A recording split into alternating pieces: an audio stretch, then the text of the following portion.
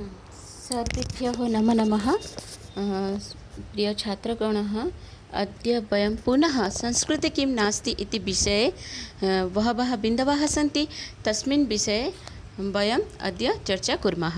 अस्तु, प्रथमबिन्दवः कः अस्ति? सामाजिकम् अर्थात् सामाजिक।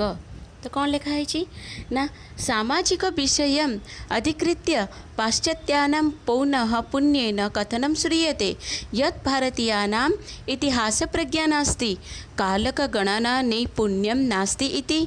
किम् इतिहासः नाम केचन वर्षविशेषाः, कानिचित् नामानि, काश्चित् पराजयगाथा च। तो ये कौन कहुई ना? सामाजिक विषय को आधार करी पाश्चात्य विद्वान माने बारंबार कहूथिबार शुणा जाए जे भारतीय मानकर इतिहास ज्ञान नाई। एटारे पाश्चात्य को माने ना जो माने आम स्वदेश माने आम देशर नुहंती विदेशी गण अटंती। से माने कौन करती ना आमर पुराण इतिहास एसबू को अध्ययन करती आ निजर कौन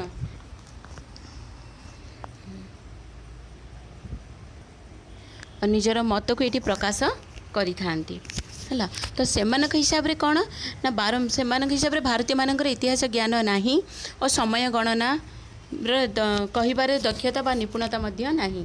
कौन इतिहास केतोटी वर्ष, केतेक नाम और कतिपय पराजय और कहानी ना जमा भी नुहे।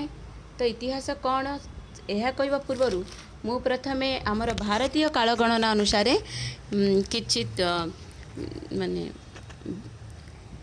ज्ञान आपणों सामने कहवा चाहिए, प्रस्तुत करी।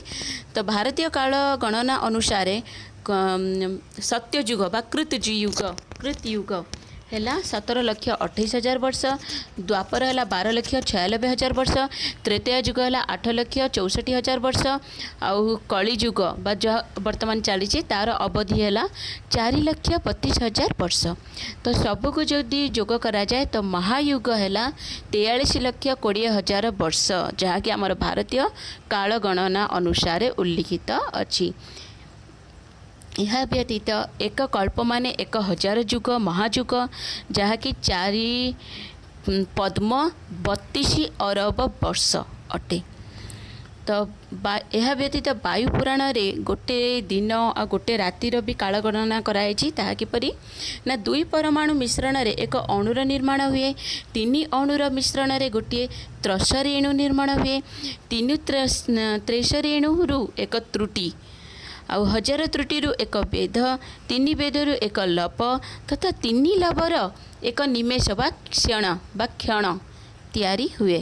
सेहीपरि 3 निमेषरु एक काष्ठा, 15 काष्ठारु एक लघु, 15 लघुरु एक नाड़िका, 2 नाड़िकारु एक मुहूर्त और 6 नाड़िकारु एक प्रहर। सेहीपरि कौन हुए ना 8 प्रहररु एक दिन एवं गोटे रातिर कौन गति निर्धारित हुए। तो यह सबू आमर वायु पुराण, पद्म पुराण ए सबू अध्ययन करिले ही आमको ए विषय ज्ञान आहरण हुए कि आम भारतीय काल गणना रे माने ज्ञान अच्छी बा नहीं। पुणी आगे को पढ़िया कौन लिखाई छी?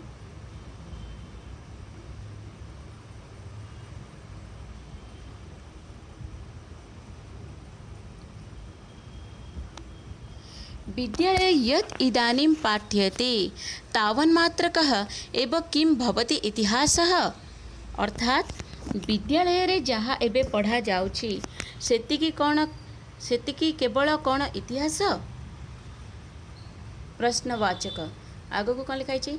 इतिहास पाठनस्य उद्देश्यं किम इति आदौ परिचिन्तनीयम्। सत कथा, इतिहास पढ़ाइबार उद्देश्य बा अभिप्राय कौन ताहा प्रथमे चिंता करिबा विधेय। केवल शिक्षकों पाई नुहे, छात्रंक पाई भी मध्य यह विधेय। कारण से माने जानिबा रखिबा उचित कि आमे इतिहास काहेकि पढ़िबा, यह को पढ़िले आमर की लाभ, आम देश, आम भारत, पूरा विश्व पृथ्वी विषय रे ज्ञान आमको आहरण करिबा काहेकि दरकार। ए सबर प्रश्नर प्रथमे कौन समाधान करिला परे गोटे शिक्षक हो कि गोटे छात्र हो इतिहास पढ़िबा उचित बा पढ़ेइबा उचित। सेहीपरि आगो को कौन अच्छी ना इतिहास पढ़ार उद्देश्य बा अभिप्राय कौन ताहा प्रथमे चिंता करवा विधेय। तापरे सुंदरस्य भविष्यस्य निर्माणम् एव इतिहासस्य लक्ष्यम्।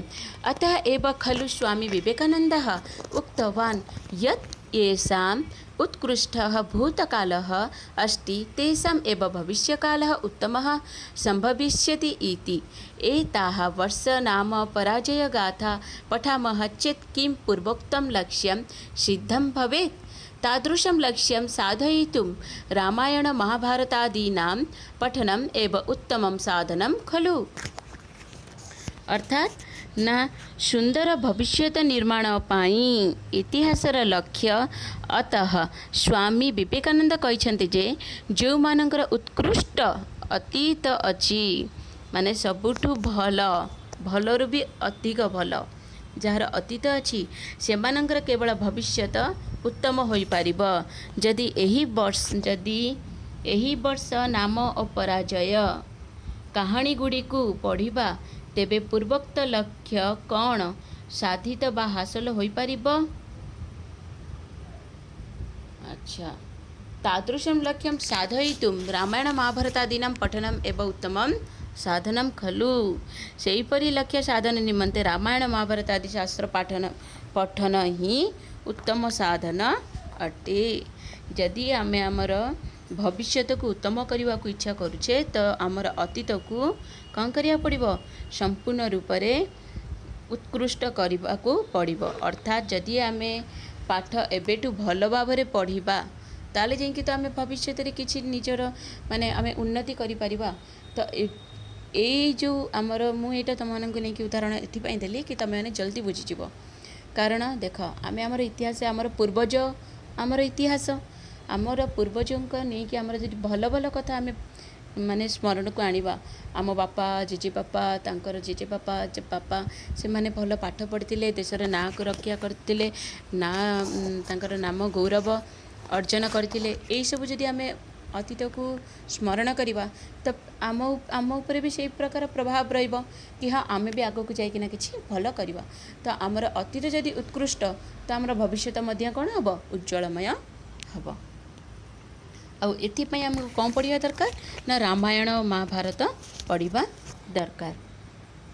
तो कालगणन हाँ कालगणनानुसारी इतिहासः भारते नास्ति इत्यतः ऐसा युक्तिः खलु उपस्थाप्यते इति केचित् वदेयुः तत्तु सर्वथा असमंजसम्। अर्थात ना कालगणना परक इतिहास भारत रे नाही बोली युक्ति उपस्थापित हेउतिबा कथा केही केही कहि पारंती किंतु ताहा संपूर्ण असंगत। केमिति ना राजतरंगिणाद्ययः ऐतिहासिकाः ग्रन्थाः अत्र सन्ति एव बहवः। सेकेंड नामकं कालं ये लघुत्तमं मन्यन्ते ये च वर्षम् एव बृहत्तमं मन्यन्ते ते लवस्य परार्धस्य च उपर्युक्तानाम् अस्माकम् उपहासं यत् कुर्वन्ति तत् पंगुना खंजेन वा कृतः पादवत् उपहासः इव भवति। अर्थात कौन ना राजतरंगिणी आदि बहु ऐतिहासिक ग्रंथ एठारे रही जो थे कि कौन ना सेकेंड नामक काल को जो माने सबुठारु अल्प बोली मने करती और जो माने वर्षटी को सबुठारु बेसी बोली भावती से माने लव अर्थात परिमाण बा पराब्ध को शत सहस्र लक्ष कोटि प्रयोग करुथिबा आंभ मानकु जो उपहास करुचंती ताहा पूरा गोड़ नथिबा पंगु किंबा गोटे गोड़ थिबा खंज व्यक्तिर संपूर्ण पाद थिबा व्यक्ति प्रति उपहास सदृश अटे।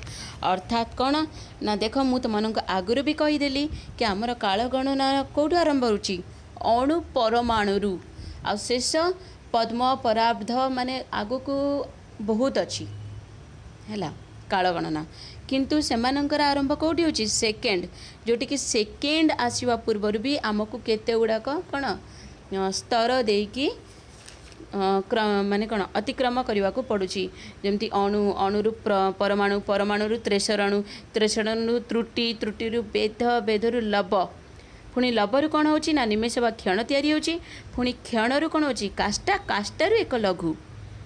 तो भाभी पारुथिबो आमर भारतीय काल गणना केते तांकर ज्ञान अच्छी आ केते अच्छी सेटा आपण मान उपरे छाड़ली कि आपण माने भावंतु कि आमर भारतीय काल गणना रे तांकर ज्ञान अच्छी बा नाही।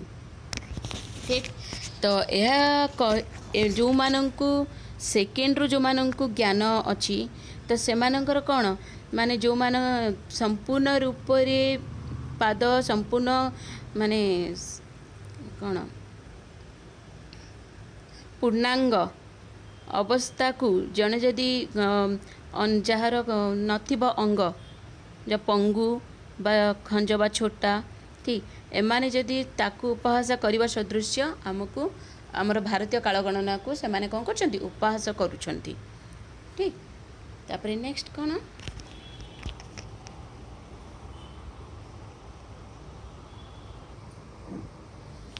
नेक्स्ट पॉइंट है कौन ना भूगर्भ शास्त्र अर्थात भूतत्व शास्त्र। भूगर्भ शास्त्र को जियोग्राफी बा जियोलॉजी कहा जाए आ भूतत्व शास्त्र माने जियोकेमिस्ट्री। ओके तो भूतत्व शास्त्र विषय कौन लिखा है पढ़िया ना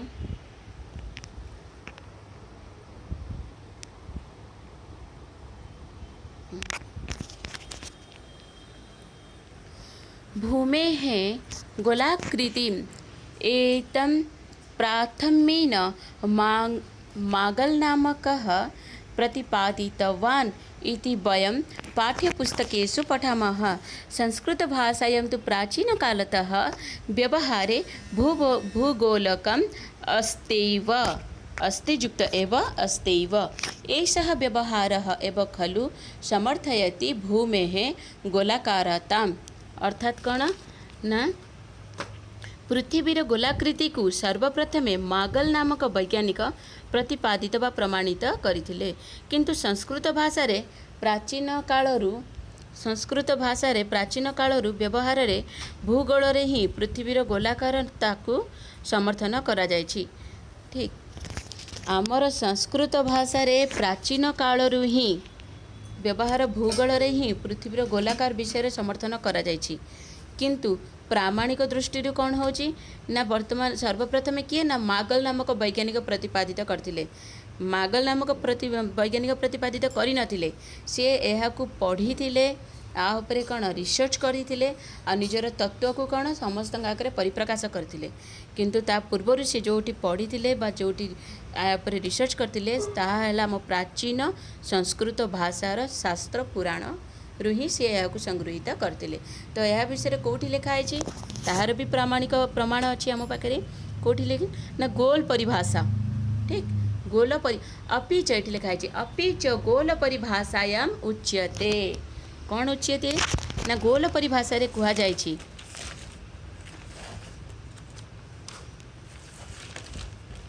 कौन कहुई ना मृदम्बन्य नीलाकाश पिंड अयम पांचभौतिकः कपित्थफलवद्वृतः सर्वकेन्द्रे खिलाश्रयः स्थिरः परेशशक्त्यैव सर्वगोलादधः स्थितः मध्ये समन्तादण्डस्य भूगोलो व्योम्नि तिष्ठति। अर्थात यह संधि ये संधियुक्त अच्छी ताको संधि विच्छेद करी पड़िवा कौन ना मृत अम्ब अग्नि नीलाकाश पिंड अयम पांचभौतिक। ठीक मृत माने कौन मृत माने ला मूर्तिका है ना मृत अम्ब अग्नि नीलाकाश पिंड कौन ना वायु और आकाश रूप माटी मृत माने ला माटी अम्ब माने ला जल मृत अम्ब अग्नि अग्नि माने ला अग्नि बा अनल बा निया नीलाकाश आकाश आउ वायु नील आकाश युक्त नीलाकाश पिंड अयम पांचभौतिक एमाने कौन ना पांचभूत अटंती किए किए ना माटी जल अग्नि वायु और आकाश व्योम माने वायु है एमाने हेले कौन ना पांचभूत कईथ फल परी गोल पृथ्वी। ठीक तापर कौन लिखाई कपित्थ फल माने कईथ फल बद्वृत कईथ फल परी वृत माने गोल सर्वकेन्द्रे खिलाश्रय। ठीक यार केन्द्र रे आसी एवं समस्त वस्तु को वस्तु ना यही माटी जल अग्नि वायु आकाश ये जो पांच महाभूत पांच भूत माने कौन ना यार केन्द्र रे आश्रित कहार पृथ्वीर। तापरे कौन लिखाई ना स्थिर परेश शक्ति एठी आउ गोटे भी कहबी। ठीक हाँ स्थिर परेश शक्ति सर्वगोलादध स्थित। तो कौन एठी स्थिर परेश शक्ति शक्ति परेश शक्तिरेव एटी शक्तियुक्त एव एटी यण संधि ई पूर्व वर्ण रे यदि ई थिबो आ पर वर्ण असमान वर्ण अर्थात ई आ दीर्घ ई भिन्न अन्य स्वर वर्ण थाए तो सेठी कौन हम ना ए हो शक्तियुक्त एव शक्तैव केमिति हैला ना एठी इको जणची अर्थात इक स्थाने जन स्यादची संहितायां विषये इति सूत्र अनुसार शक्तैव सिद्ध हैला। ठीक तो कौन हैला ना स्थिर परेश शक्तिर्व सर्वगोलादध स्थित अर्थात मना माध्याकर्षण शक्ति बल रे समस्त वस्तु गोलाकार पृथ्वी पृष्ठ रे स्थिर होई रहिछि ओ एहा आकाश रे ब्रह्मांडर मध्य भाग रे कहारी को आश्रय न करी रहिछि। मध्ये समन्तादंडस्य भूगोलो व्योमनि तिष्ठति। मो सहित तमे माने भी थरे टे रीडिंग करिया को चेष्टा कर मु आउतरे रीडिंग कर दोची ए श्लोक को। ठीक अच्छा मृत अम्ब अग्नि नीलाकाश पिंड अयम पंचभौतिक कपित्थफल बद्वृत्त सर्वकेन्द्रे खिलाश्रय स्थिर परिशक्तैव सर्वगोलादधः स्थितः मध्ये समन्तादंडस्य भूगोलो व्योमनि तिष्ठति। आपरे कौन लिखाई ना भूमि पंचभूतात्मिका भूमि पंचभूतात्मिका कपित्थफलाकारिका च इति अत्र स्पष्टतया निरूपितम् अस्ति। कपित्थफलाकारकत्वं नाम दैर्घ्याधिक्ययुक्तगोलकत्वं भूकेन्द्रं प्रति सर्वम् आकृष्टं भवति। अन्यत् किमपि अनाश्रित्य आकर्षणशक्त्या परेशशक्त्या निरालम्बा भूमिः व्योमनि तिष्ठति इति एतस्मात् श्लोकात् ज्ञायते। तो इसलिए करो हमको कौन ज्ञान मिलूची ना भूमि बा पृथ्वी पंच महाभूतात्मक किए किए आगुरी कही सारी वायु जल आकाश मृत्तिका और अग्नि और कईत फलर आकार सदृश्य बोली एठारे स्पष्ट रूप से निरूपित होइछि। कईत फल आकार अर्थ कौन ना अधिक दैर्घ्ययुक्त गोलाकृति सबुकिछि भूकेन्द्र प्रति आकर्षित होइथाय। अन्य कहारी को आश्रय न करी माध्याकर्षण शक्ति बल रे दोलायमान पृथ्वी आकाश रे रहिछि बोली एही श्लोकरू जना जाए। नेक्स्ट पुणी कौन लिखाई ना आर्यभट्टः भूव्यासम् अधिकृत्य वदति जीला भूः इति तन्नाम भूव्यासः 1050 योजनमित भवति। 1050 गुणन 12 केते हैला 126,000 किलोमीटर। आधुनिकाः अपि एतत् एव परिमाणं प्रतिपादयन्ति। भूमिः एव भ्रमति इति सौरमण्डलम् अपि परां शक्तिं केन्द्रीकृत्य भ्रमति इति च अस्मत्पूर्वजैः सिद्धान्तितम्। अर्थात कौन ना ना ये जो हाँ पृथ्वीर पंचमहाभूत अच्छे किए वायु जल अग्नि आकाश मृत्तिका वायु जल आकाश मृत्तिका अग्नि एमाने कौन ना सबकिछि भूकेन्द्र प्रति आकर्षित होता है। अन्य काहारी को आश्रय न करी माध्याकर्षण शक्ति बल रे ये कौन दोलायमान पृथ्वी आकाश रे अर्थात झुलुतिबा पृथ्वी आकाश रे रहिछि बोली एही श्लोकरू जना जाए। तापरे कौन लिखाई ना हाँ आर्यभट्ट पृथ्वीर व्यास को आधार करी कहती जे जिला भूहु ताहार अर्थ पृथ्वीर व्यास 1050 योजन परिमित अटे अर्थात 1050 गुणन 12 के लक्षे 26,000 किलोमीटर। आधुनिक वैज्ञानिक माने मध्य एही परिमाण को प्रतिपादित करिथांती। तो पुणी से माने किभली भाव में कहते कि जे सामाजिक विषय को आधार करी काल गणना को आधार करी भारतीय मानकर समय गणना रे दक्षता व निपुणता मध्य नाही, किंतु प्रकृत रे कथा हैला कि जो माने यह विषय तथ्य को ग्रहण करुचंती बा तथ्य विषय पठन पाठन करुचंती से माने प्रथमे यह को वैज्ञानिक नीति रे बा वैज्ञानिक रीति रे यह को कौन कर परीक्षा कर जितेबाला यह सिद्ध रूप प्राप्त होची तो यह को कौन कर से माने पुनः जो संकरण करा जाए बुक्स रो संकरण पुनः संकरण रे यह को से माने कौन कर ग्रहण करुचंती। ठीक तो तापर पुणी कौन लिखाई छी ना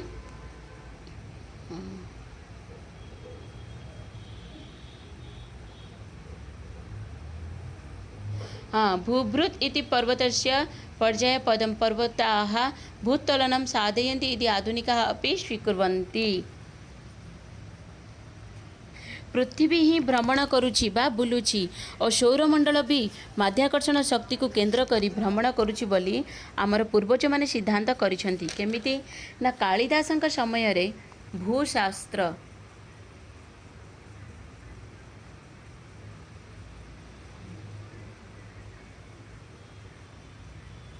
हाँ कालिदासस्य काले भूशास्त्र विज्ञानं कथम आसीत् इति मेघदूतस्य पठनात् स्फुटीभवति। कालिदासंक समय रे भूशास्त्र विज्ञान किपरि थिला ताहा मेघदूत पाठनरु स्पष्ट होइताए। कालिदासंकर एक महाग्रंथ अछि ताहाला मेघदूत।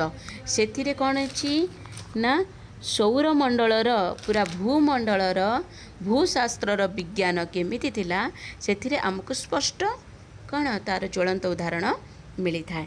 तापर आगो कौन ना भूभृत इति पर्वतस्य पर्याय पदम पर्वताः भूतलनं साधयन्ति इति आधुनिकाः अपि अंगीकुर्वन्ति।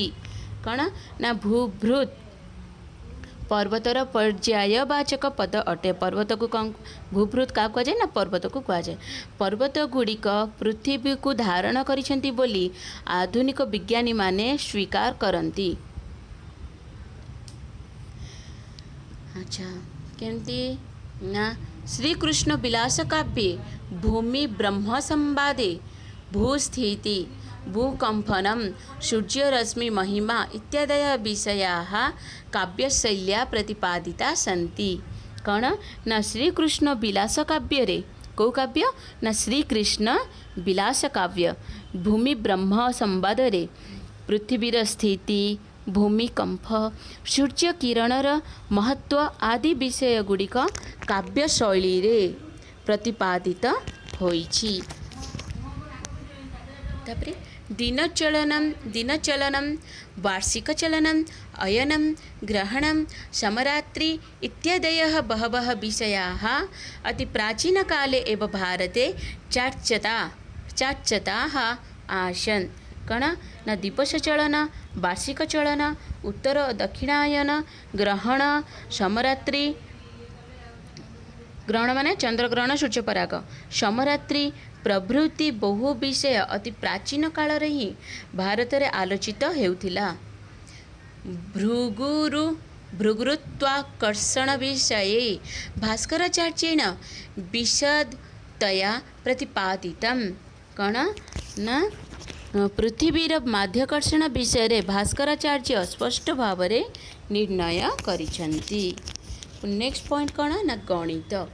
गणित कौन ना आधुनिक गणक यंत्रम अपि अतिशेते भारतीया वेदगणित पद्धतिः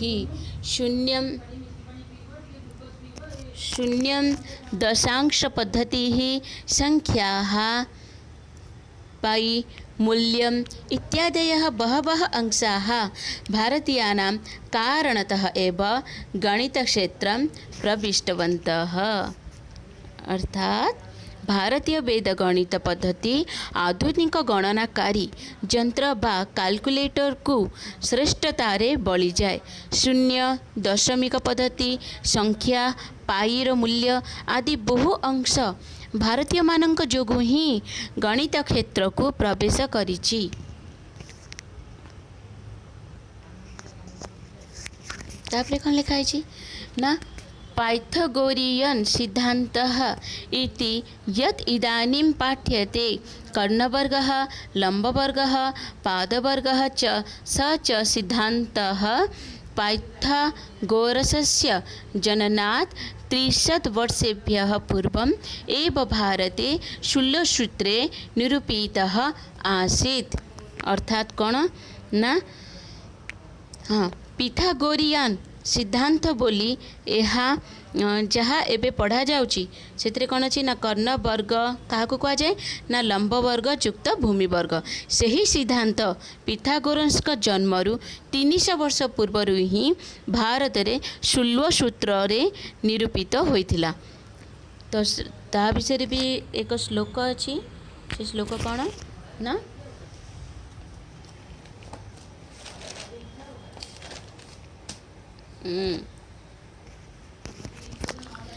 तत्कृत्य योगपदं कर्णः दोष्कर्ण वर्गयो बीर्बरात् मलं कोटिः कोटिश्रुतिकृत्यो अंतरात् पदं बाहुः।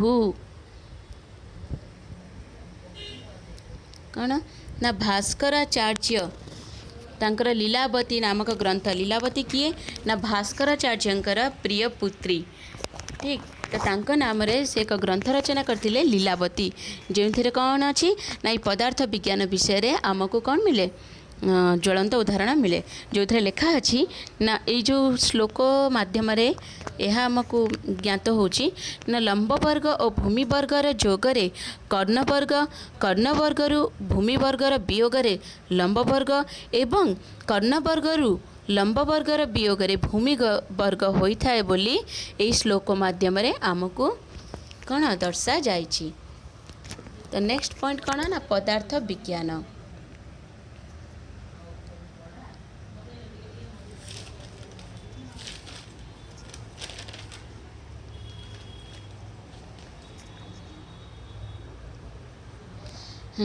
पदार्थ विज्ञान कौन लिखाई ना ऊर्जा संरक्षण नियमः अणुसिद्धान्तः द्रव्य निर्माणम् इत्यादयः विषयाः वैदिककालात् आरभ्य भारते प्रसृताः दृश्यन्ते।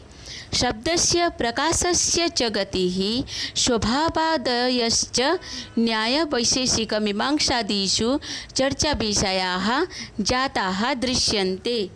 अर्थात शक्ति संरक्षण नियम अणुसिद्धांत और पदार्थ निर्माण आदि विषय गुड़िक वैदिक कालरू आरंभ करी भारत रे प्रसार हेउथिबार देखा जाए।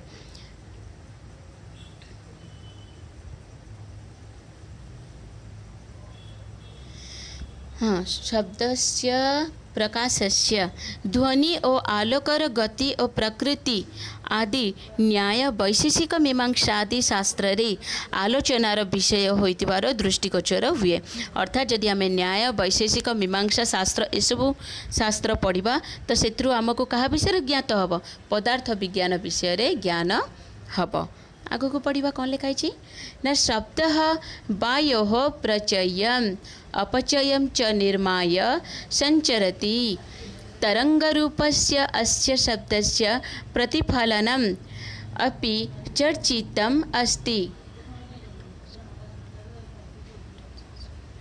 प्रकाशस्य प्रतिफलनम अपभ्रंश इत्यादयः विषयाः तर्कशास्त्रे दृश्यन्ते। अच्छा तो शक्ति संरक्षण नियम अणुसिद्धांत और पदार्थ निर्माण आदि विषय गुड़िक वैदिक कालरू आरंभ करी भारत रे प्रसार हेउतिबार देखा जाए। ठीक जोटा कि आम प्रथमे पढ़ले तापर कौन ना ध्वनि और आलोकर गति और प्रकृति आदि न्याय वैशेषिक मीमांसादि शास्त्र आलोचना करले ही आमको ज्ञान हेब। तापर पुणी कौन कहुई ना वायु रे संकोचन और प्रसारण संकोचन प्रचयम माने है संकोचन, संकोचन माने कंटेंसेशन। आ प्रसारण अपचयम अर्थ है प्रसारण, प्रसारण अर्थ है रेफ्रेक्शन। ठीक तो करी शब्द बा ध्वनि गति करी थाए। ठीक ध्वनि गति करी थाए, तरंग माने ध्वनि। तरंग रूपी यही ध्वनि प्रतिफलन, प्रतिफलन माने रिफ्लेक्शन भी आलोचित होइछि। ठीक बा चर्चित, चर्चित माने आलोचित, आलोचना करिबा। आलोकर प्रतिफलन प्रसारण आदि विषय गुड़िक तर्कशास्त्र रे देखा जाए। तो कौटी देखा जाए ना इत्यादय विषय तर्कशास्त्रे दृश्यन्ति। तापर कौन ना एते विषयाः वात्स्यायन भाष्ये रश्मि परावर्तन शब्देन निर्दिष्टाः। तो एगुड़ा सब कौ शास्त्र रे अछि ना यही विषय गुड़िक तर्कशास्त्र रे देखा जाए। यही विषय गुड़िक वात्स्यायनंकर भाष्य रे कौन ना रश्मि परिवर्तन शब्द द्वारा निर्दिष्ट करा जाइछि। तो वात्स्यायनंकर एक भाष्य अछि, भाष्यर नाम है रश्मि परिवर्तन। से जेतिक सब शब्द अर्थात संरक्षण हो जाऊ कि अणुसिद्धांत पदार्थ निर्माण आउे कौन ना ध्वनि तरंग ए सब विषय रे संकोचन प्रसारण प्रतिफलन ए सब विषय रे ए सब शब्दर कौन विषय रे आलोचना करा जायछि। कोठी रश्मि परिवर्तन नामक ग्रंथ रे। यह का द्वारा विरचित ना वात्स्यायनक द्वारा विरचित भाष्य रे ही कौन संपूर्ण रूपे आमको ज्ञान प्राप्त हेब। आगो को तापर कौन लिखा है ना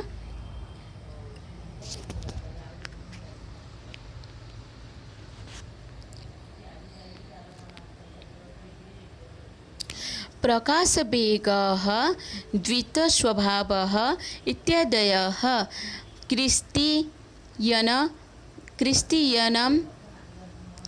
क्रिस्तीयन बमशतके आचार्य वाचस्पति मिश्रेण विरचितायां तात्पर्यटीकायां प्रतिपादिताः।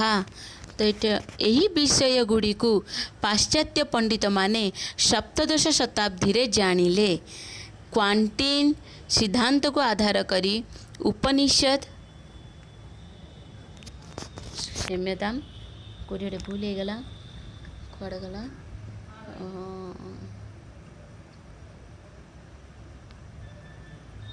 प्रकाश वेग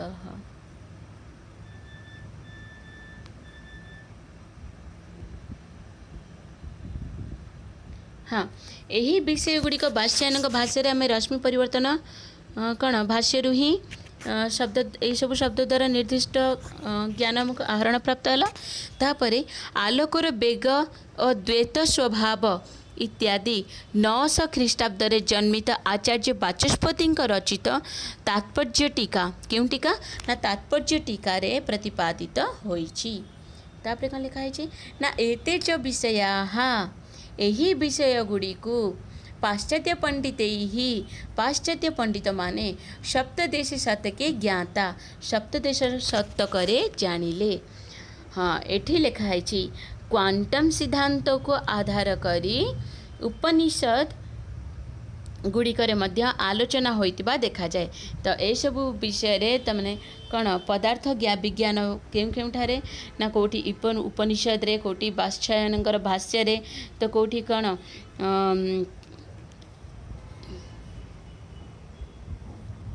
कहार आचार्य वाचस्पति मिश्र द्वारा रचित कौन तात्पर्य टीका रे ए सब विषय रे प्रतिपादित करा जायछि। तापरे कौन नेक्स्ट लिखा है ना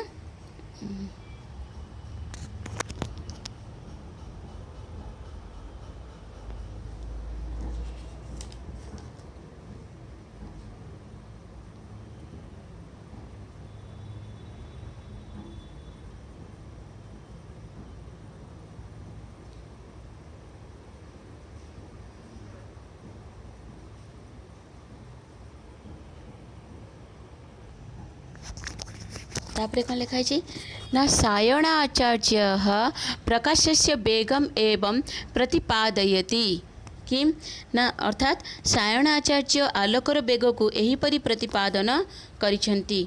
यथा सायण आचार्य कौन लिखिं योजनानां सहस्रे द्वे द्वे शते द्वे च योजने एकेन निमिषार्धेन क्रममाण नमोस्तुते इति अर्थात 2200 योजन बा 4 कोश को एक पलक परिमितार्ध काल रे अतिक्रम करुथिबा तुमको मोर नमस्कार। एठारे किए अतिक्रम करुची ना एठारे सायणाचार्य आलोकर बेग को एहीपरि प्रतिपादन करछंती माने आलोकर बेग किपरि अछि ना 2202 योजन बा 4 कोश को एक पलक रे पलक माने आखिर पलक पकेबा पई जेतिकी समय लागि थाए तारि भितरे पवनर बा आलोकर बेग केते ताहार कण माप को निर्धारण करा जायछि एई श्लोक रे किए कहते ना सायण आचार्य कहते कि हे आलोक तमे 2202 योजन बा 4 कोश को गोटे पलक परिमितार्ध काल रे अतिक्रम करुथिबारु मु तुमको नमस्कार करुची। ठीक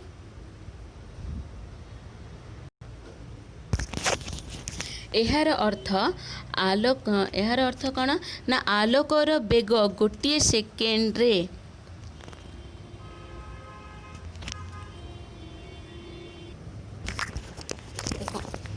तो कौन लिखाई ना 2,96,29,1.33 किलोमीटर अटे। आधुनिक वैज्ञानिक माने आलोकर बेग को प्रायशः 3 लाख बोली कहती। तो नेक्स्ट पॉइंट कौन ना विमान यान शास्त्र। नेक्स्ट पॉइंट विमान शास्त्र। विमान शास्त्र रे कौन लिखाई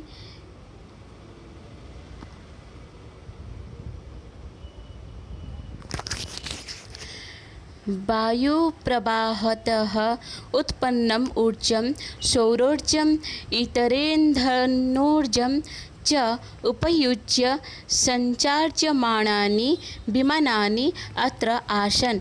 भारद्वाज महर्षेः यन्त्रसर्वस्वम् अगस्त्यस्य शक्तिसूत्रम् ईश्वरस्य सौदामिनीकला भारद्वाजस्यैव अंशुमतन्त्रं शाकटायनस्य वायुतत्त्वप्रकरणं वैश्यमारुततन्त्रं च नारदस्य धूमप्रकरणम् इत्यादीनां विमानशास्त्रसम्बन्धानां ग्रन्थानाम् उल्लेखः दृश्यते।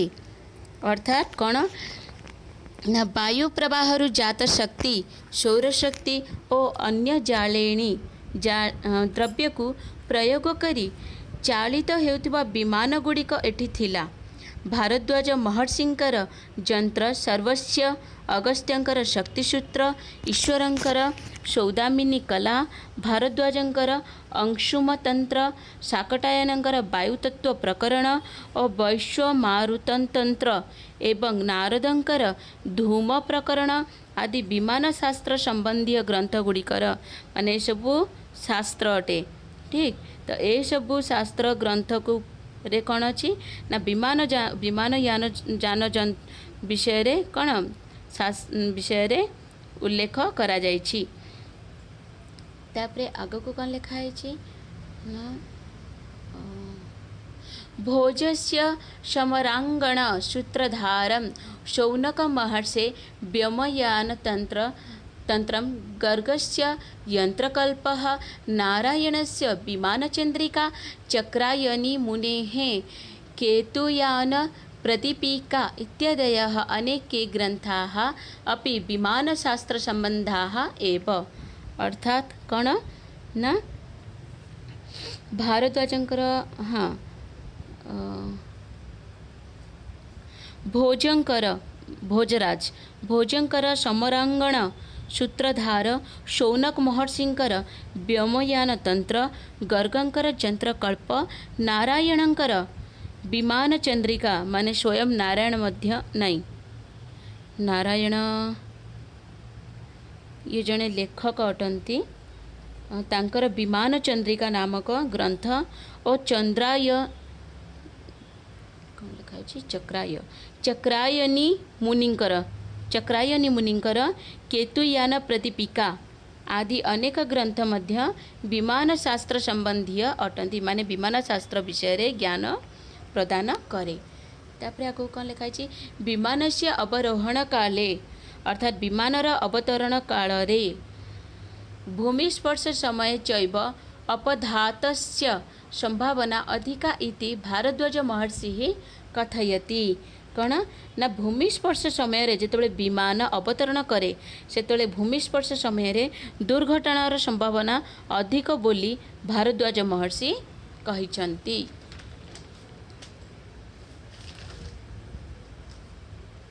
अद्यपि समस्ति खलु सा एव स्थिति यही सबु विषय रे एठारे कौन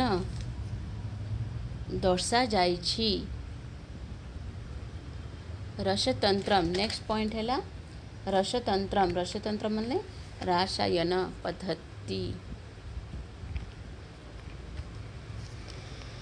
अच्छा रसतंत्र विषये संस्कृत ग्रंथाः बहवः सन्ति। वाग्भटस्य रससमुच्चयः एतेषु प्राधान्यम् आवहति।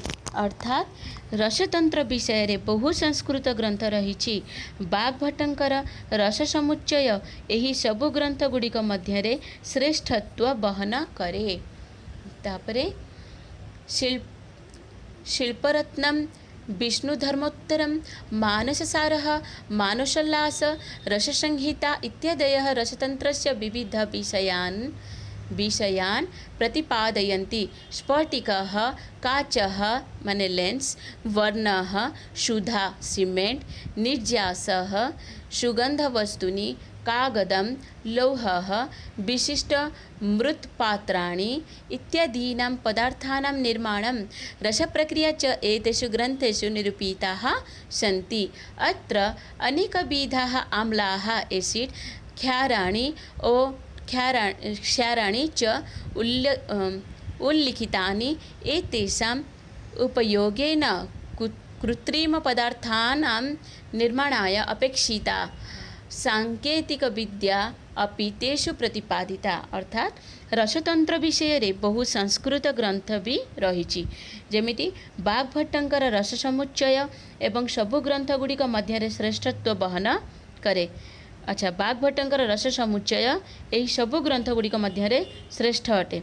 शिल्परत्न विष्णुधर्मोत्तर मानससार मानसोल्लास और रससंहिता आदि ग्रंथमान रसायन पद्धतिर विभिन्न विषय को प्रतिपादिक करिथाए। स्फटिक काच लेंस रंग सीमेंट बहलिया तरल रस अतिरादि पदार्थ अतर आदि पदार्थ कागज लोह और विशिष्ट माटी पात्र आदि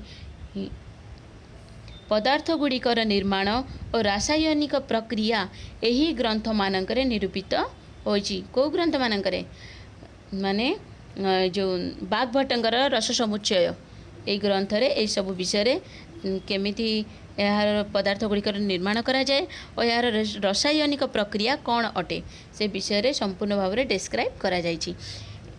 एथिरे अनेक प्रकार अम्ल बा एसिड और क्षार बा बेसेस उल्लेखित होइछि। तापरे कौन लिखा है चिकित्सायाम् अपि अस्य रसतंत्रशास्त्रस्य उपयोगः आसीत्।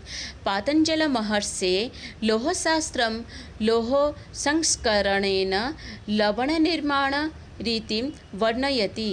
ख्रीष्टपूर्व द्वितीये शतके जातस्य नागार्जुनस्य रसरत्नाकर ग्रंथः लोहालय निर्माणार्थं सांकेतिक व्यवस्थां निरूपयति।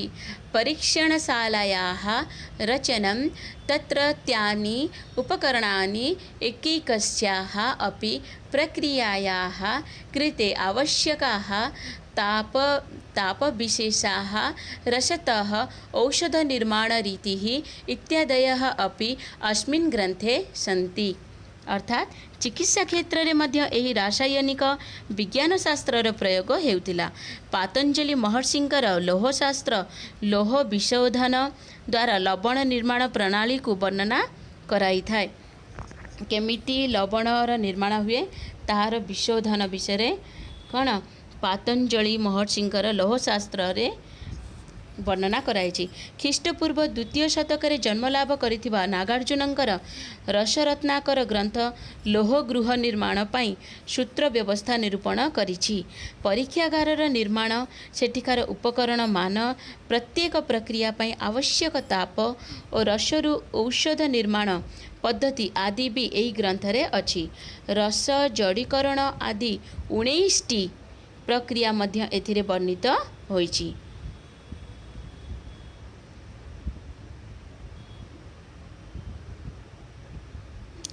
एकादश शतकीय रसार्णव ग्रंथ लोहर दाह परीक्षा व्यवस्था को वर्णना करा जायछि। माने लोह को केमिति तरल पदार्थ रे परिणत करा जिवो ताहार वर्णना भी ए व्यवस्था भी एठारे कोन करा जायछि लेखा जायछि बा प्रकाश करा जायछि। एहार ज्वलंत उदाहरण कौन ना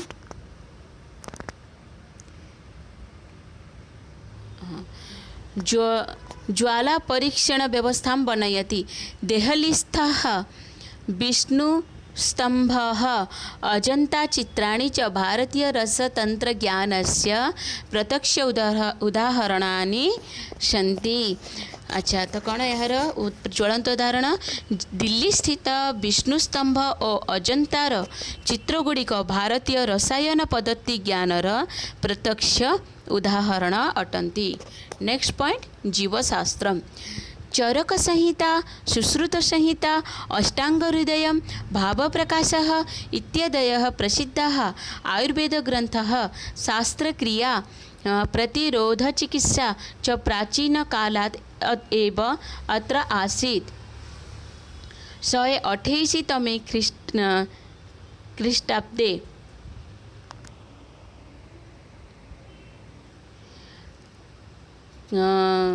भोजराजस्य मस्तिष्कशास्त्रक्रियां जीवकः नाम वैद्यः कृतवान् इति श्रूयते। सुश्रुतसंहितायां शास्त्रक्रियोपकरणानि शास्त्रीयतन्त्रादीनि बहूनि उल्लिखितानि। भावमिश्रस्य भावप्रकाशे रक्तसञ्चारविषये अपि उच्यते। चिकित्सार्थं मोहनिद्रायाः हिप्नोटिसिस् उपयोगः भारते एव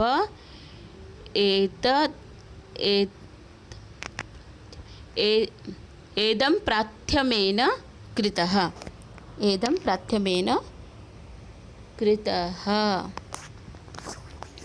अर्थात कौन ना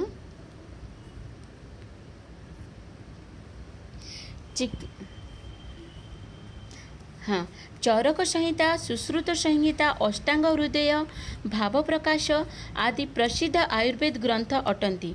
शल्य चिकित्सा सर्जिकल ऑपरेशन और प्रतिषेधक चिकित्सा प्राचीन कालरू ही एठी रही आसीछि। ठीक तो प्राचीन कालरू ही ये जो वर्तमान देखुच मेडिकल साइंस या मेडिकल साइंस रे जहाँ भी तांकर प्रैक्टिकली सर्जिकल ऑपरेशन होची ठीक से सब पूर्वर ही प्राचीन कालरू चरक संहिता सुश्रुत संहिता रे संपूर्ण रूप से व्याख्यान भाव से कौन उल्लेख अच्छी। ता व्यतीत 128 ख्रीष्टाब्द भोजराजंकर मस्तक शल्य चिकित्सा जीवक नामक वैद्य करथिले बोली सुना जाए। अच्छा भोजराजंकर मस्तक शल्य चिकित्सा किए करथिले ना जीवक नामक वैद्य करथिले केउं ख्रीष्टाब्द रे ना 128 ख्रीष्टाब्द रे। सुश्रुत संहिता रे बहु शल्य चिकित्सार उपकरण शल्य यंत्रादि उल्लेखित होइछि। भाव मिश्रंकर भाव प्रकाश रे रक्त संचालन विषय रे मध्य कुहा जाइछि। चिकित्सा निमंते मोह निद्रा जनकर चिकित्सा करिवो बा तार ऑपरेशन करिवो तो ताको प्रथमे कण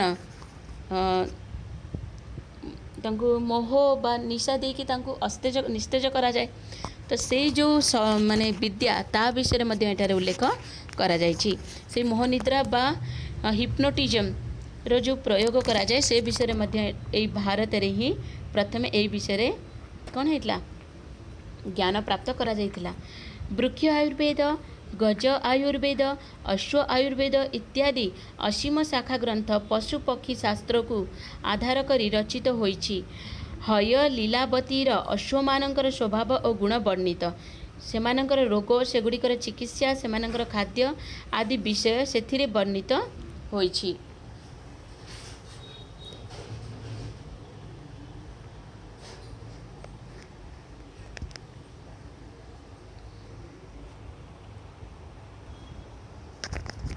तो वृक्ष आयुर्वेद, गज आयुर्वेद, अश्व आयुर्वेद इत्यादयः निरवधि शाखा तिर्यक् जीवशास्त्रम् अधिकृत्य प्रवृत्ताः।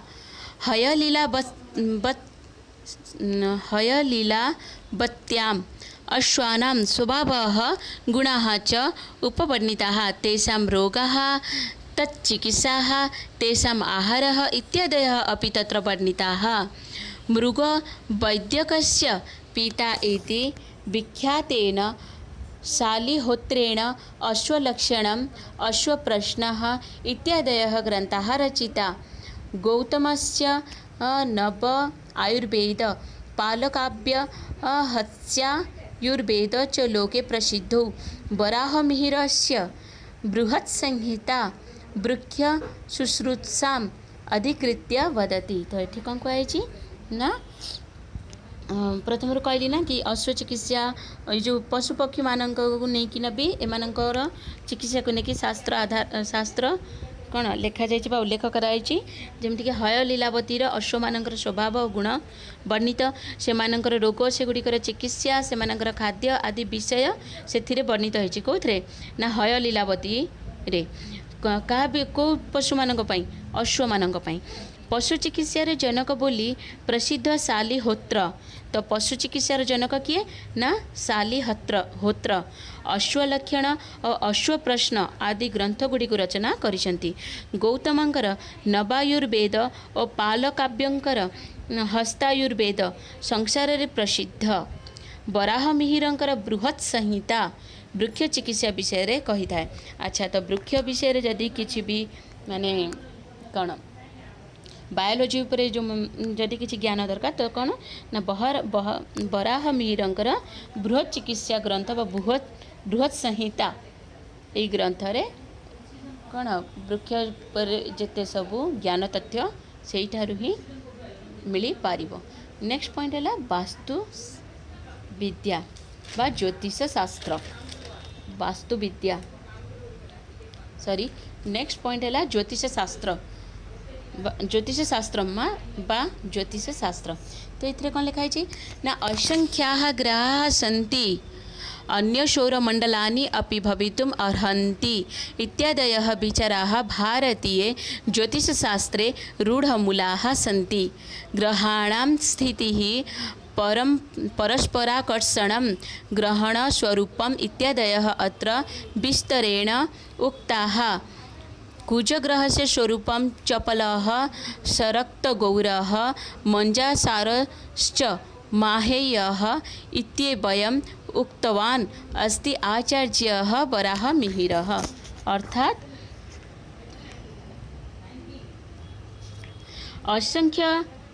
असंख्य ग्रह अछंती, अन्य सौरमंडल भी रही थाई पारंती आदि विचार भारतीय ज्योतिष शास्त्र रे मौलिक रूपे विद्यमान। ग्रह मानकर स्थिति, परस्परर आकर्षण, ग्रहणर स्वरूप इत्यादि एथिरे विस्तृत भाव में कहा जाइछि। कौथिरे ना ज्योतिष शास्त्र रे मंगल ग्रहर स्वरूप चंचल, श्वेत रक्तवर्ण और जायफल सदृश मंगल ग्रह बोली आचार्य वराहमिहिर कहते। वराहमिहिर कौन कहते ना कुजग्रह माने हला मंगल ग्रह। कुजग्रह से स्वरूपम चपलः, सरक्तगौरः, मञ्जासारश्च माहेयः इत्येवम् उक्तवान् अस्ति आचार्यः वराहमिहिरः। आधुनिकशास्त्रकाराः वदन्ति कुजस्य उपरि तुषारवर्णम् अस्ति इत्यतः रक्तवर्णयुक्तधवलवर्णः तत्र दृश्यते इति। कुजः भूमिपुत्रः इति शब्दः एव तद्ग्रहे जीवसम्भाव्यतां प्रकाशयति। आधुनिकाः अपि एतत् एव वदन्ति खलु। अर्थात कौन ना आधुनिक विज्ञानी माने कहते जे मंगल ग्रह उपरे सर्वाग्रे बरफ आस्तरण थिबारु सेठारे रक्त वर्ण मिश्रित धवल वर्ण देखा जाए। कुज अर्थात भूमिपुत्र शब्द ही सही ग्रहरे जीव जगतर संभावना को प्रकाश करिथाए। आधुनिक विज्ञानी माने एहा ही कही थांती तो सूर्यादिंकर भ्रमण बा संचरण भूममूल ग्रह मानकर निजस्व आलोक नहीं आदि बहु वैज्ञानिक तथ्य को आर्यभट्ट प्रतिपादन करिसन्ति। सूर्यादीनां संचारः भ्रममूलः ग्रहाणां स्वप्रकाशता नास्ति इत्यादयः बहवः वैज्ञानिकाः अंशाः आर्यभट्टेन प्रतिपादिताः। आर्यभट्ट कौन कहते ना सूर्यादिंकर भ्रमण बा संचरण भ्रममूल अटे। सूर्य कौन हुए भ्रमण करती घूरी बुलती। ग्रह मानकर निजस्व आलोक नहीं जे जो नवग्रह बा अष्टग्रह अच्छी ताहार निजस्व आलोक नहीं से माने कौन करती ना सूर्यंकर आलोक आलोकित हुअन्ति आ चंद्रकर प्रकाश कौन हुअन्ति प्रकाशित हुअन्ति। चंद्रर तो आलोक नहीं किंतु ज्योत्सना अच्छी तो 15 दिन ज्योत्सना रहिले 15 दिन कौन हुए पूर्णिमा अमावास्या। तो से हिसाब रे जेमिति सूर्य चंद्रंकर गतिविधि अनुसार ग्रह मानकर गतिविधि भी हुए। सूर्य थिले दिन सूर्य नहीं तो राति तो तांकर आलोक ही कौन हुए ग्रह माने प्रकाशित हुअन्ति आ तांकर आलोक जदि नहीं तो से ग्रह मानकर कौन हुए अंधकार हो जाए। नेक्स्ट पॉइंट है वास्तुविद्या। अच्छा सिंधु सभ्यता चित्राणि प्रायः सर्वान् अपि आश्चर्यचकितान् कुर्वन्ति एव। तत्रत्या वास्तुविद्या अति प्राचीना अत्युत्कृष्टा च। कर्नाटके बेलूरे विद्यमानः भूमिस्पर्शरहितः स्तम्भः कोणार्कक्षेत्रस्य सूर्यदेवालयः शृङ्गेरीस्तम्भा अनन्तपुरीस्था सप्तस्वरप्रभा मण्डपाधाराः स्तम्भाः अजन्ता एल्लोरा गुहाः देहलीस्थ विष्णुस्तम्भः इत्यादयः अनेके अंशाः भारतीयवास्तुविद्यायाः गरिमाणं प्रमाणीकुर्वन्ति। मयमत्तं मयसारः मनुष्यालय चंद्रिका सुप्रभेदागमः वास्तुरत्नावली कामिकागमः बृहद्वास्तुमाला इत्यादिषु अनेकेषु ग्रंथेषु वास्तुशास्त्रं निरूपितम् अस्ति। तो वास्तुविद्या कौन अच्छी ना सिंधु सभ्यतार चित्र प्राय समस्त को ही आश्चर्यचकित कर देइथाए। सेठिकार वास्तुविद्या अति प्राचीन और अत्युत्कृष्ट अटे। कर्नाटक रे बेलूर ठारे रहितिबा भूमिस्पर्श विहीन स्तंभ कोणार्क क्षेत्रर सूर्य मंदिर शृंगेरीर स्तंभ गुड़िक अटे। कोणार्क सूर्य मंदिर शृंगेरीर स्तंभ गुड़िक कौन हुए आश्चर्यजनक चकित करि देउथिबा चित्र प्राय सेठारे देखिबाकू मिले बा दर्शन पाई मिले। कर्नाटक रे बेलूर ठारे रहितिबा भूमिस्पर्श विहीन स्तंभ कोणार्क क्षेत्रर सूर्य मंदिर आ शृंगेरीर स्तंभ गुड़िक अनंतपुरी रे थिबा सप्तस्वरर सृष्टि कारण मंडपाधार विशिष्ट स्तंभ गुड़िक अजंता एल्लोरा गुंफा दिल्ली स्थित विष्णु स्तंभ इत्यादि अनेक अंश भारतीय वास्तुविद्यार गौरव को प्रमाण करिथांती। एई सबु को दर्शन कले जना जाए कि वास्तुविद्या हो काल निर्धारण हो बा सामाजिक दृष्टि रे हो बा कौन भूगोलकर आकार दृष्टि रे हो भारतीय मानकर ही आमर शास्त्र पुराण उपनिषद निषद ए सबुरे ही प्रथमरु यह विषय उल्लेख करा जायछि किंतु एहाकु समस्त जगत लोकमानंक आगरे ताहाकु माने आनिकी कण पुस्तक रूप से समस्त आगरे सरल भाव एमाने केवल उपस्थापन ही करिसंती। ठीक तो यह व्यतीत कौन ना भारतीय वास्तुविद्या रे माने सब कौन कर सब को देखिले कौन लगे ना माने समस्ते भारतर वास्तुविद्यार गौरव को प्रमाण करुछंती। मय मत मय सार मनुष्यालय चंद्रिका सुप्रभेदागम वास्तुरत्नावली कामिकागम बृहद वास्तुमाला आदि अनेक ग्रंथ रे वास्तुशास्त्र निरूपित होइछि।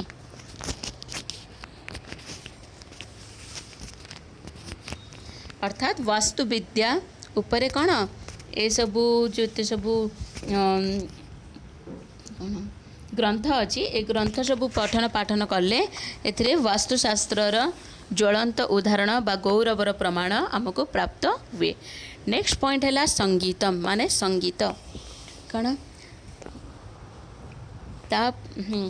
ता पूर्व मु गोटे कथा कहबी आमर एक नीतिवाणी अच्छी सुभाषितानी जो कहुई साहित्य संगीत कला विहीन साक्षात् पशुपुच्छ विषाणहीन तृणं न खादन् अपि जीवमानः तद्भागधेयं परमं पशूनाम्।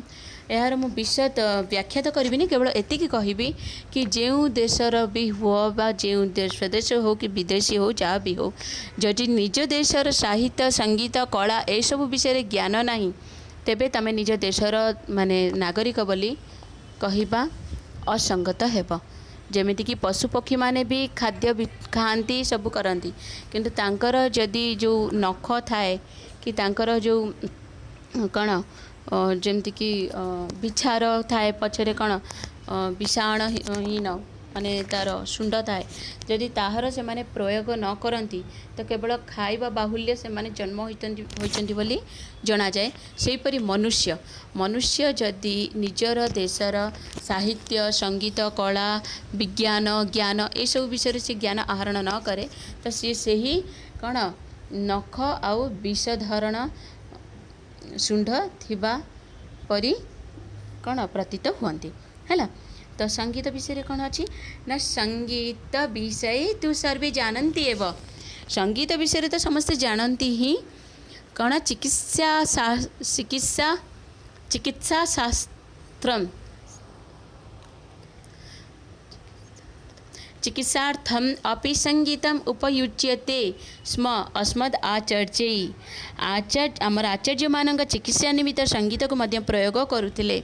निश्चय मु भी एते थर देखी कि जदि मन भल नथिबो बा मन जदि किछि असुस्थ फील होची तो जदि भल भल गीत नाले कौन श्लोक नाले भगवान गीत ए सब शुणव तो मनर भी परिवर्तन आसी जाए सुस्थता आमको अनुभव हुए। ठीक तो जदि भी केबे केबे माने मन दुख होची बा दुखी लगुच असुस्थ लगुच तो भल भल गीत शुणिले भी कौन हुए शरीर में परिवर्तन आसी जाए मन प्रफुल्ल हो जाए। ठीक यह कई मैंने कहे ना आमर आचार्य मैंने कहते से माने भी तांकर चिकित्सा रे संगीतर भी प्रयोग करती। तापर कौन कहुई ना संगीत चिकित्सा रत्नाकर नामक ग्रंथ 34,800 संख्यकानां रोगाणां विषय विस्तरेण वदति। केते बड़ कथा संगीत चिकित्सा रत्नाकर नामक एक ग्रंथ अच्छी जो कि 34,800 संख्यक रोग विषय विस्तृत भाव में कही थाए कह जाइछि से शास्त्र रे से ग्रंथर ना कौन ना संगीत रत्नाकर संगीत चिकित्सा रत्नाकर ग्रंथ से केतटा रोग विषय कहुई ना 34,800 संख्यक रोग विषय से विस्तृत भाव में वर्णना करा जाइछि। तेषां चिकित्सा उपयोगिताम् अपि प्रतिपादयति सह से कौन है ताहा सहित से रोग गुड़िकर चिकित्सा प्रयोजन को मध्य प्रतिपादन करिथाए। एही सबु एतेषु विषयेषु प्रतिनादिकं कृत्वा एकैकः अपि संस्कृतज्ञः एकैकशास्त्रे पारङ्गतः सन् तत्शास्त्रस्य परिरक्षणं प्रसारं च करोतु। यही सब विषय पढ़ापढ़ी करी जड़े जड़े संस्कृतज्ञ गोटे गोटे शास्त्र रे निपुण होई सही शास्त्र रक्षा और प्रसार करंतु। एटी किए करिवो छात्र माने करिवे। ए सब विषय कहीं पढ़ागला कारण यही सब पढ़ी कि नहीं तमे माने यह जान कि तमर ही भारतर ग्रंथ वेद शास्त्र उपशास्त्र पुराण ए सबुथिरे ही जिते भी जहाँ भी पढ़ वास्तुविद्या हो जाओ संगीत हो जाओ रसायन पद्धति हो जीव विज्ञान हो जाओ ज्योतिष शास्त्र हो बा सामाजिक हो गणित हो पदार्थ विज्ञान हो विमानयान शास्त्र हो ये जिते भी जहाँ भी पढ़ ताहार मूल है संस्कृतर ग्रंथ वेद पुराण आई सबकु ही यार संगृहित करा जाइछि। ठीक तो ये सब पढ़ी कि तुम मैंने आगरे आग को जाकि निजर भविष्य गोटे गोटे शास्त्र उपरे शास्त्रर रक्षा करने सह यार प्रचार और प्रसार कर। तेन भारत माता पुनरपि जगद्गुरुस्थानम अधिकरिष्यति। तद्वारा ताहा द्वारा कौन हम ना भारत जननी पुनर्बार जगद्गुरुर स्थान को अधिकार करिपारिबो। आमर देशर नाम को आग को नबा आमर शास्त्र पुराण इतिहास ए सबूर केमिति प्रचार प्रसार हब आमर संस्कृतर केमिति प्रचार प्रसार हब पिला माने तमे माने यार रक्षा आ प्रचार प्रसार पाई अग्रसर हुआ एतिकी मोर मध्य कामना। जयतु संस्कृतम जयतु भारतम। धन्यवाद।